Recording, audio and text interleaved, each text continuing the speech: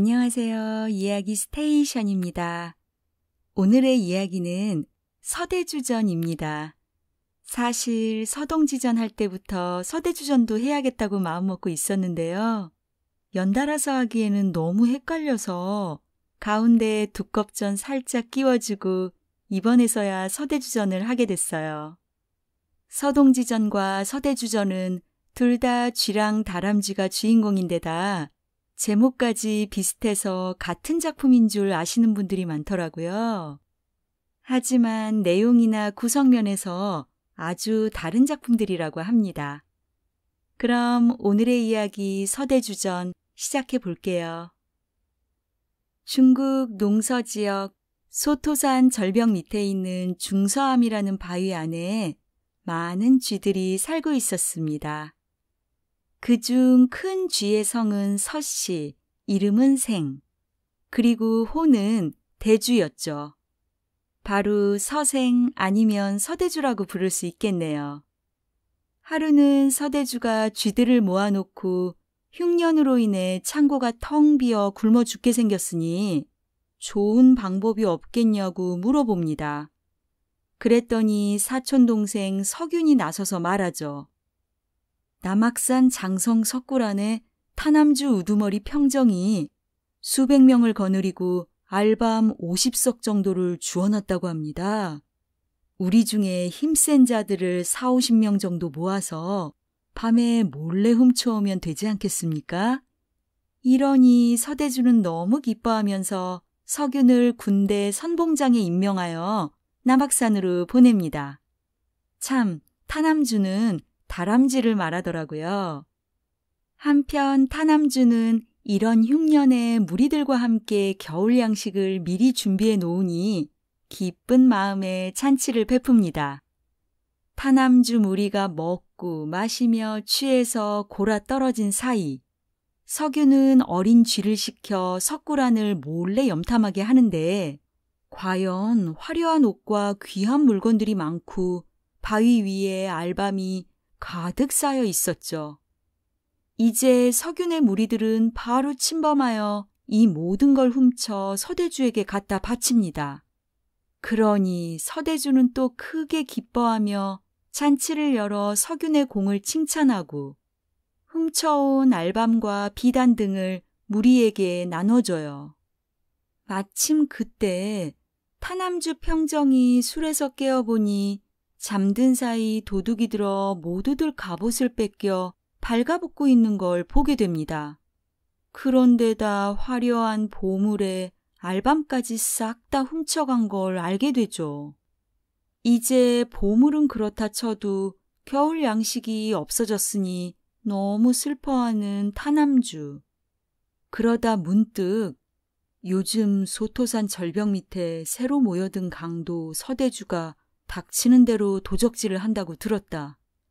우리 양식과 물건들도 분명 서대주란 놈이 가져갔을 것이니 당장 원님에게 고소하여 사실을 밝혀야겠구나. 이러네요. 하지만 한 늙은 다람쥐가 먼저 서대주의 소굴을 염탐하여 사실을 확인한 후에 고소하자고 말하죠.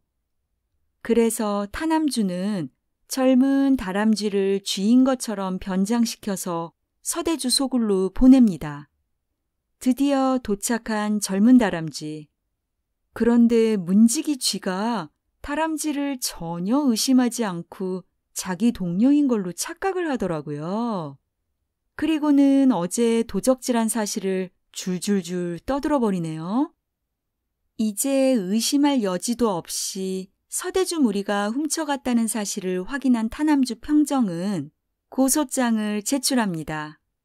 그러니 고을 원님은 건장한 사령을 보내 당장 서대주를 잡아오게 하죠. 하지만 서대주는 사령의 존재를 몰라보고 거만하게 굴더라고요. 너 같은 상놈이 감히 여기가 어디라고 함부로 와서 내 이름을 부르느냐? 이러니 사령이 완전히 열받아서 호패 같은 걸 던지며 큰 소리로 말하죠.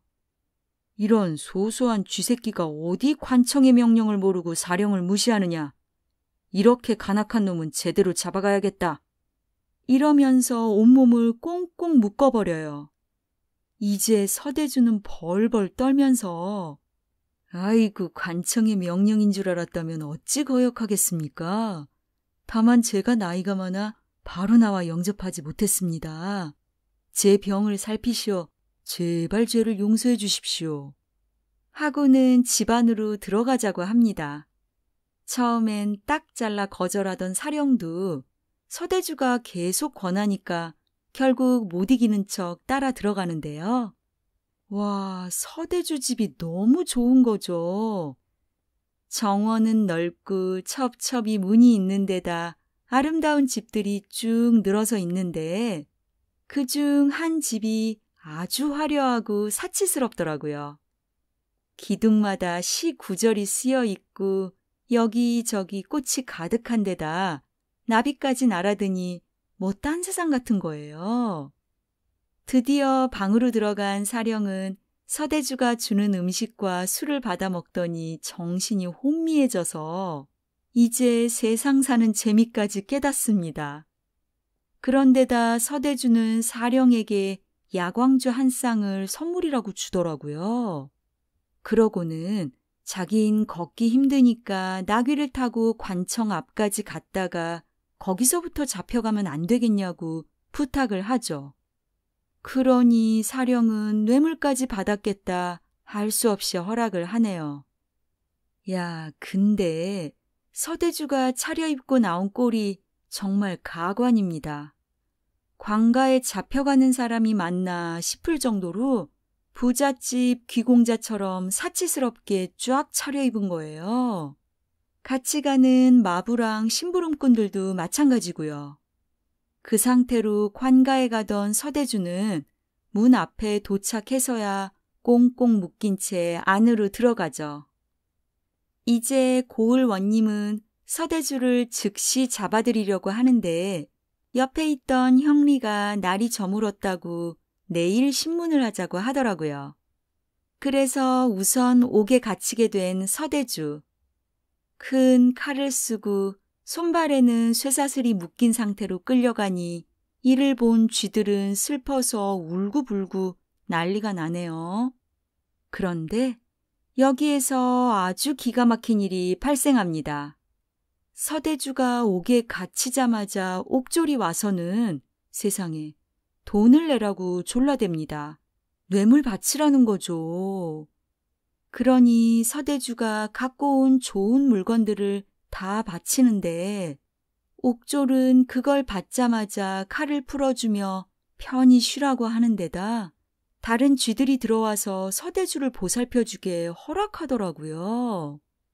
큰 쥐, 작은 쥐 다 감옥 안에 들어가 서대주 온몸을 주물러 주고 음식까지 갖다 바치니 정말 지나가는 사람까지 웃을 일이 벌어진 거예요. 여기에서 옥졸은 옥에 갇힌 사람들을 맡아서 지키는 일을 하는 사람이에요. 하여튼 다음 날이 되어 원님은 서대주와 타남주를 같이 불러놓고 재판을 벌입니다. 서대주 내 이놈, 조그마한 것이 어찌 간악하게 남의 물건을 다 훔쳤느냐? 바른 대로 말하지 않으면 엄한 형벌로 다스릴 것이다. 이러니 서대주가 속으로는 벌벌 떨지만 겉으로는 태연한 척 정신을 가다듬고 간사한 말을 늘어놓는데요. 원님께서는 어찌 저를 이렇게 무시하십니까? 저 또한 큰 공운이 있는 집안 후손입니다. 저희 집안 28대 조상이 전국 시절에 적진에 들어가 적의 활을 다 끊어서 우리나라가 크게 승리했었거든요. 그 이후 대대로 부유하게 살았는데 제 시대에 와서 자식들이랑 부인까지 다 죽는 궤변이 일어난 겁니다. 저도 따라 죽고 싶었지만 차마 죽지도 못하고 속만 태우고 있는 상황에 도적질할 정신이 어디 있겠습니까? 타남주 저놈이 거짓 고소를 올린 것입니다. 그리고 요즘 엄청 흉년인데 타남주가 어떻게 알밤을 모았겠어요? 저는 원래 대대로 부자라 저런 빌어먹는 놈의 밤을 훔칠 이유가 없습니다. 더구나 저놈의 평상시 소행을 보면 어휴, 얼마 전에 만났을 때도 아주 무례하길래 좀 꾸짖었더니 말도 안 되는 거짓말로 이렇게 저를 고소한 거예요. 그러니 현명하신 원님은 저의 억울함을 풀어주시기 바랍니다. 이러면서 공손한 태도로 꿇어앉아 뾰족한 입을 오물거리고 두 손을 모아 빌며 눈물을 흘리니 참 기가 막히네요. 아니 어떻게 이렇게 번지르르하게 거짓말을 잘하죠? 그러니 원님은 서대주의 말에 홀랑 넘어가 벌을 주기는커녕 웃고 있던 거 다 풀어주고 술까지 대접하면서 마음을 달래주더라고요. 하지만 타남주에게는 간악한 소송을 했다는 죄로 3차례나 크게 때린 후 멀리 귀양을 보내니 서대주가 100배 절을 하고 가버리죠. 이후 서대주는 수백 명의 여자를 맞아들여 자손을 번성시키고 그들은 주, 군, 현, 읍, 산골까지 곳곳에 흩어져 살면서 도적질로 생활을 이어갔다고 합니다. 하지만 쥐들이 이러니 어린아이들부터 부녀자들, 졸부들, 세상 모든 사람들이 쥐 무리들을 만나기만 하면 달려들어 죽여버렸다고 해요. 이건 아마 서대주가 사람을 해친 마음에 대한 안갚음인 것 같다고 합니다. 한편 타남주는 원래 착하고 순해서 심한 벌을 받았는데도 변명조차 하지 않고 돌아갔죠. 또한 그의 자손들은 번성하여 장성의 화원에서 나무 열매를 먹으며 곡식을 해치지 않으니 대대로 많은 사람들이 귀여워했다고 하더라고요.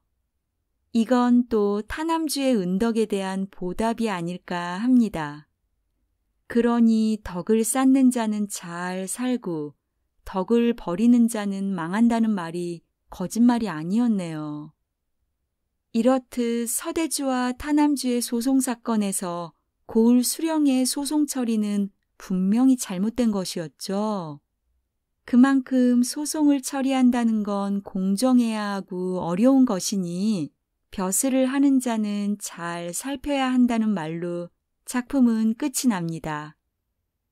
오늘도 쥐와 다람쥐의 이야기를 담은 서대주전을 읽으면서 참 느끼는 게 많았어요. 큰 죄를 짓고도 뇌물을 이용해 죗값을 치르지 않는 서대주의 모습을 통해 정말 부조리한 세상의 모습을 다시 한번 보게 됐습니다. 다람쥐처럼 착한 서민이 억울하게 죄를 뒤집어 쓰는 상황 속에서 당시 재판관의 무능함과 관리들의 부정부패를 비판하려는 의도가 엿보이기도 하죠. 그러고 보니까 서동지전에서는 서대주가 부유하지만 착한 인물이었는데 여기에서는 완전히 반대네요. 다람쥐도 그렇고요. 서대주전까지 다 읽었는데도 여전히 내용이 헷갈리는 건 어쩔 수가 없나 봐요. 하여튼 고전 소설을 읽을 때마다 느끼는 거지만 아주 오래전의 이야기들인데도 요즘 세상과 전혀 다를 바 없는 그런 모습들이 참 놀랍다는 생각이 들더라고요.